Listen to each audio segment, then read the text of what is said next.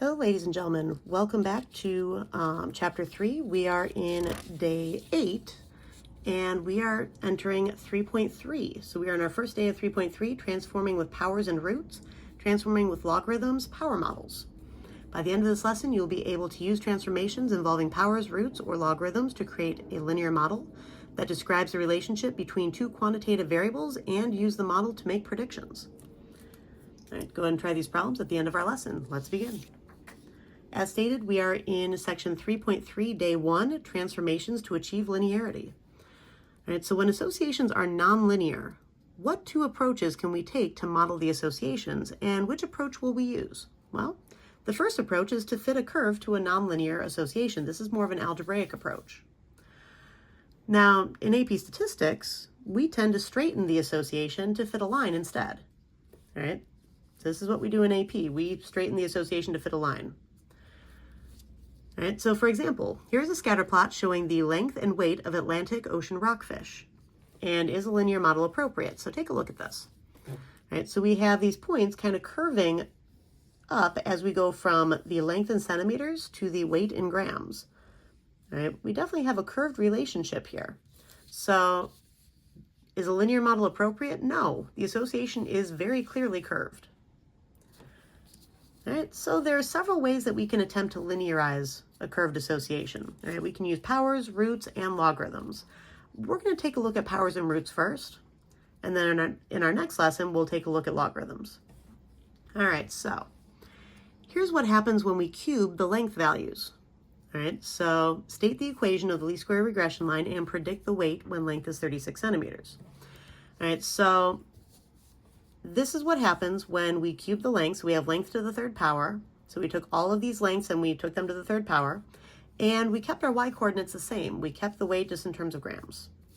And we have our computer output here. And as you can see, this relationship is now fairly linear. Right, there's still some wiggles in them, but it's a heck of a lot straighter than it was previously.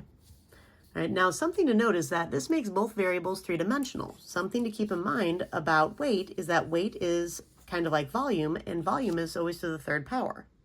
So that's why we're looking at cubing the length. Right, so the predicted weight, so our prediction for weight is equal to our constant. Remember, this is A. So A is found right here, the constant coefficient. So we have predicted weight is equal to 4.066 plus our slope. Remember, our slope B is found right next to our x coordinate. So I'm actually going to erase that B because it's obscuring our cube right there. I'm going to move the B right over here. All right, so this number, so plus 0.0146774 times what I have right here for my predictor, which is length to the third power, which is what my x coordinates are now. So I have length to the third power. Right, so if I were to try to predict the weight when length is 36, I have to put 36 in place of length. That means I need to cube it before I use it in my formula. So I have 4.066 plus, I'm literally going to type this exactly into my calculator. So I have 4.066 plus 0.0146774 times 36. I'm going to use my exponent button right here to the third power, close my parentheses, and I get about 688.9 grams.